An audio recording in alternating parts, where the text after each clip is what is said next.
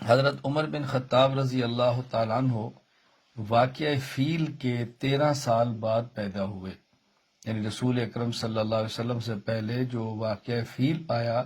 جس میں ہاتھی والے کا ذکر ہے، قرآن کریم میں اس کا ذکر ہے کہ ابرہہ کو کس طرح برباد کیا گیا تھا، وہ مفصل واقعہ ہے۔ واقعہ فیل سے 13 سال قبل آپ پیدا ہوئے۔ چنانچہ امام ابو عمر یوسف بن عبداللہ بن محمد بن عبد البر بن عاصم القرطبی رحمہ اللہ وفات 463 ہجری الاستیاف فی معرفت الاصحاب میں لکھتے ہیں، ولد عمر رضی اللہ عنہ بعد الفیل بثلاث عشرۃ سنہ۔ حضرت عمر فاروق رضی اللہ تعالیٰ عنہ کا نام و نسب: عمر بن خطاب بن نفیل بن عبد العزیٰ بن رباح بن عبداللہ بن قرط بن رزاح بن عدی بن کعب بن لؤی بن غالب۔ حضرت عمر فاروق رضی اللہ تعالیٰ عنہ کا یہ سلسلہ نسب رسول اکرم صلی اللہ علیہ وسلم کے آباء و اجداد میں سے